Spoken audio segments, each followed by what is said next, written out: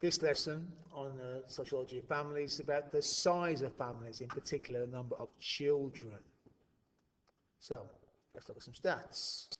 Simply put, last 50 or so years, it used to be there were about 2.4 children per family, and now there's about 1.9.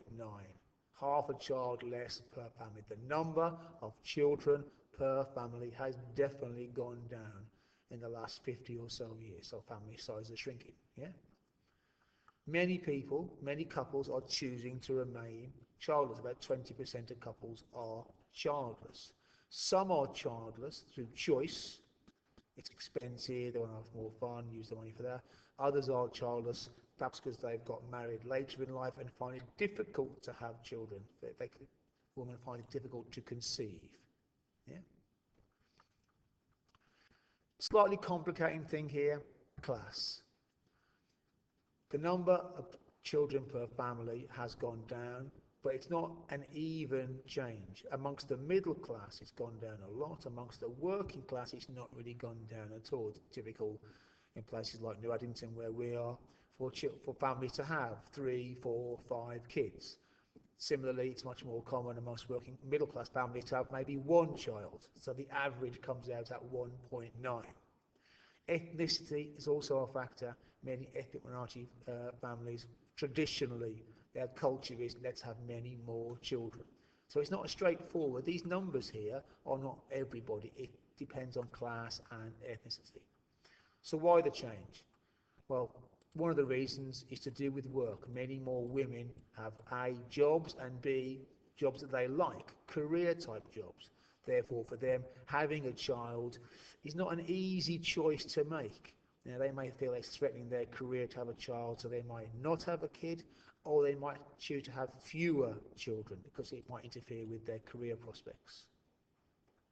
Religion, again, our old friend secularization. As religion becomes less powerful, people are more likely to use contraception.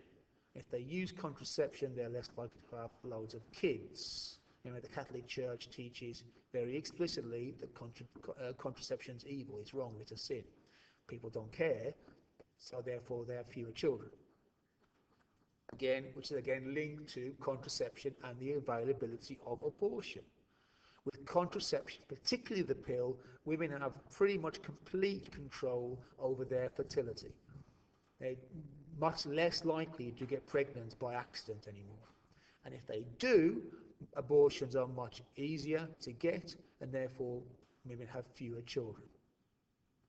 And finally, many people have fewer children because of the massive cost. On average, it costs a family 200 grand per child. Things like, in the past, you'd buy this sort of stuff for Christmas, and now you spend a fortune. Now you can spend almost a grand on a pushchair. It's expensive. Right. Slightly separate topic. To many sociologists, there's a question, is the family in decline? Is it getting less important? To functionalists in the new right, yes it is. Drug offences, youth crime, low attainment in schools. These are all problems caused by lone parent families and the decline in the traditional nuclear family. That's what they think. Traditional nuclear families are the important ones. There's less of them. That's causing problems. Other people say, no, is family in decline? No, it's just changed. There's lone parent families, reconstituted families, cohabiting. People like the Rappaports and Robert Chester say it's just changed. Postmodernists say it's just freedom. Different types of families. Families have changed, they've not declined. So you might get an argument. Is family in decline? To functionalists, the new right, yes. To postmodernists, no.